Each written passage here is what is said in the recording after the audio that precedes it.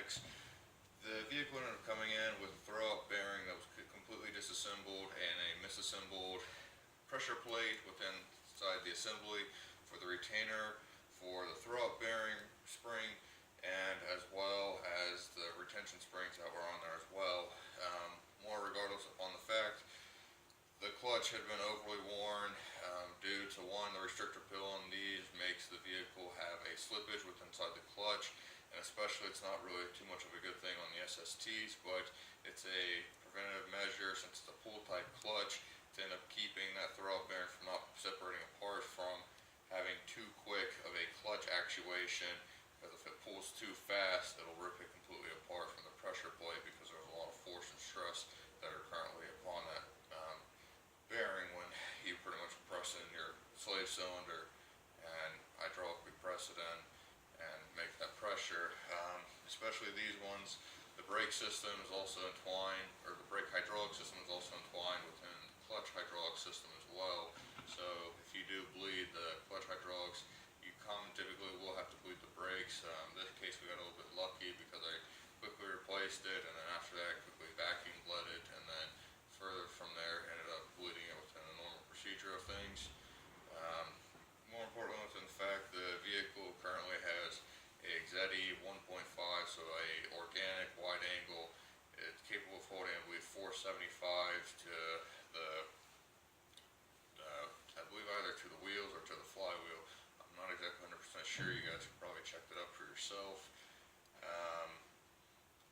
And also I ended up getting the client a aluminum Fidenza flywheel. I believe it's 10.9 pounds, and it has a removable surface on it, so rather than replacing the whole entire flywheel, another clutch or two replacement 60 or 120,000 miles down the road, rather than spending $500, you can just spend another 150, replace the surface, and then after that it'd be all good to end up going with another clutch and assembly and such.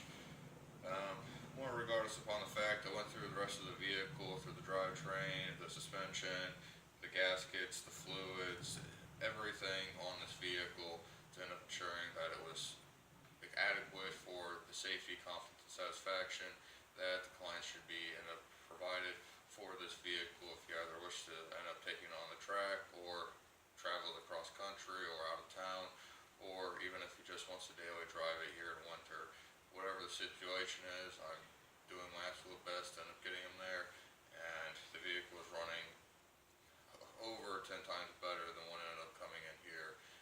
As I said, I've literally went through just about the whole entire part of the vehicle, and I'll take you guys into it here soon, and give you guys a quick little overview of things. But I just wanted to give you guys some of the things that ended up coming in here. I have another video kind of presenting some other mishaps and flaws that were pertained with inside some of the repairs and dealership stuff. So I'll take you into the car.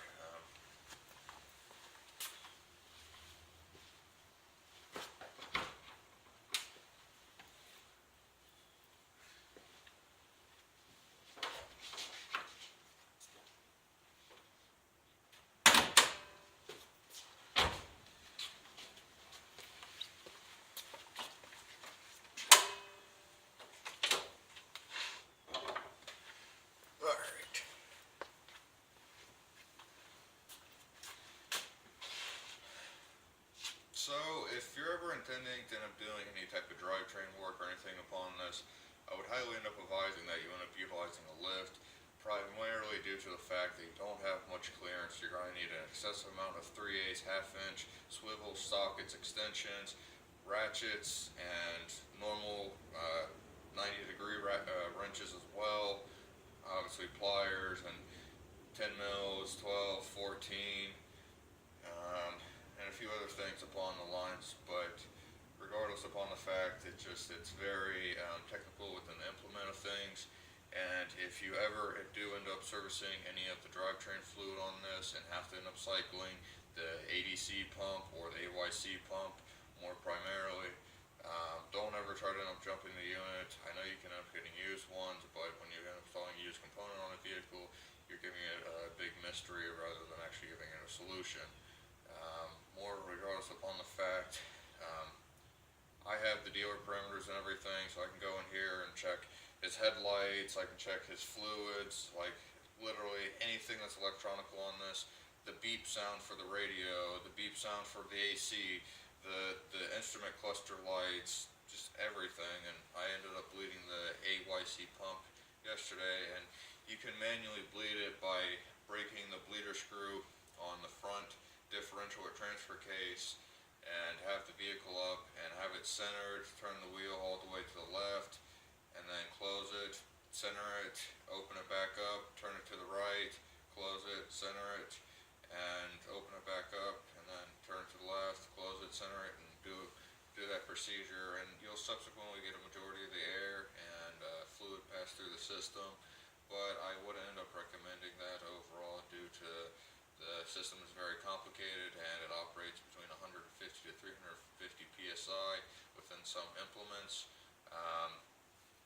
So you're probably curious how the drivetrain ends up working on these. So it's a transversely mounted transmission, so the engine does not, or the transmission does not sit with inside horizontally opposed in the drivetrain tunnel here. So it sits over here on the right hand side, and as you probably know with the standard clutch operation and everything, that's normal. The SSTs have a internal clutch pack on them per gear to end up slowing them down and get better, quicker clutch engagement faster. So they're semi-auto manual transmissions. So those ones are they're very nice, but they're a little bit complicated and they're very complex and they're a very large system. Regardless of the fact, you have your transversely mounted transmission, and then here located underneath on the 4B11s for the 08 and newer Mitsubishi Evolution X's, you'll notice your transfer case where your front differential and your clutch packs are stored for the 5 speeds and the 6 speeds.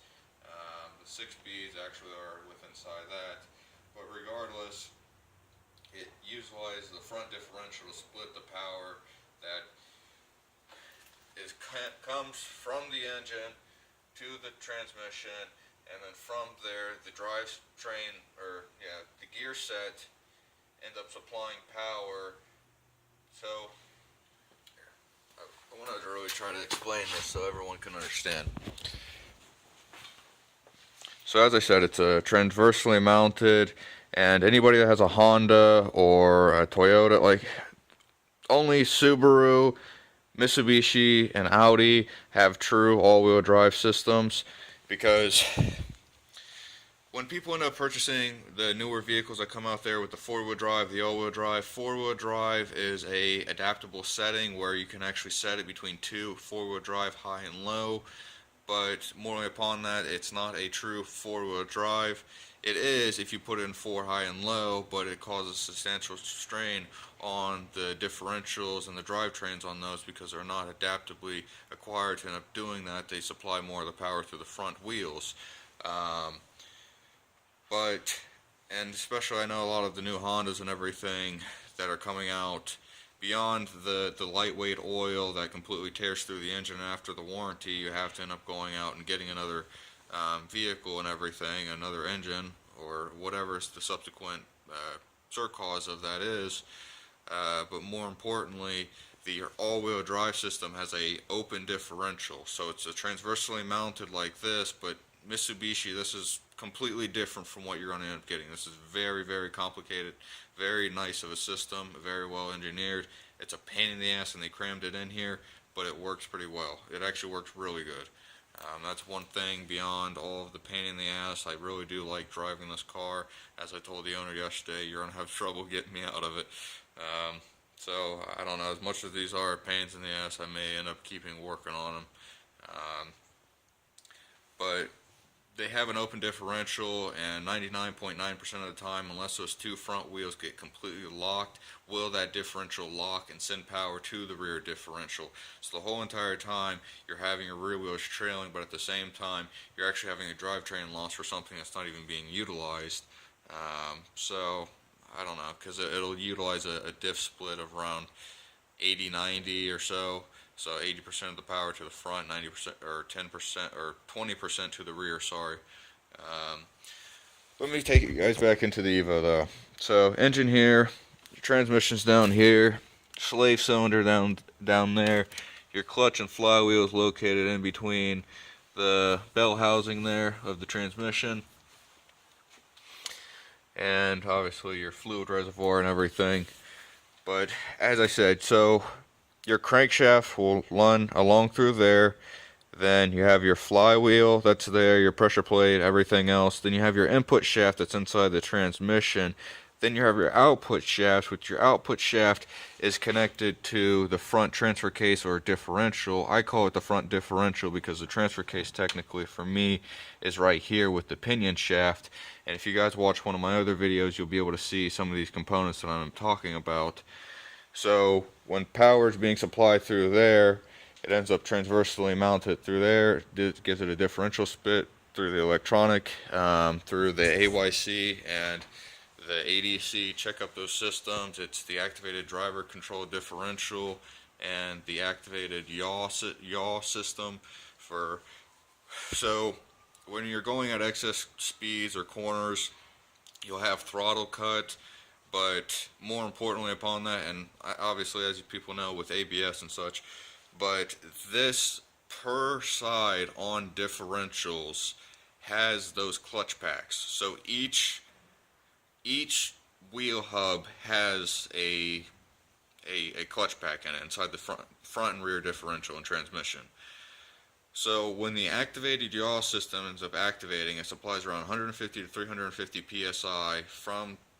You have a reservoir in the passenger side rear trunk. You have an access panel there that takes ATF, and always make sure that's full and such. And then you have your actual pump that has all the solenoids down below that ends up connecting to the rear differential, the front differential, and inevitably the transmission.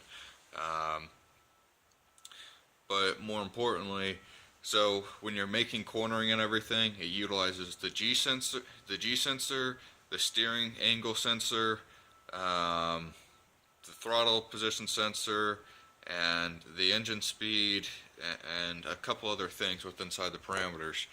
I know the Subaru STIs for the DCCD utilize everything: the ABS, the steering wheel, the throttle, the G sensor. Like honestly, they have way more. I can't remember. There's so many of them right now, and the modules are pretty complex.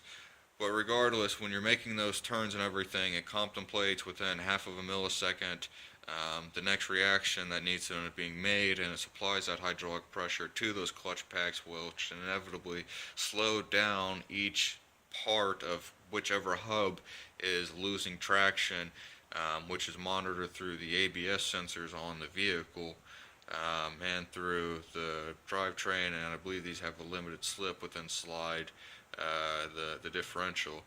So I hope that somewhat summarizes it for people. I know these things are a little bit, I don't know, wonky and a little bit complex, and they kind of cram everything in here.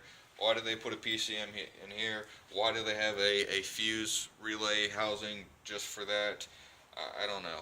Why is everything so crammed in here? I don't know, but I like it. It works well. One other thing I wanted to end up taking you guys into, as I ended up mentioning, and I have another little video and everything. I don't know, I'm gonna check over the fluids and probably close the hood, so the owner's not like, what's going on?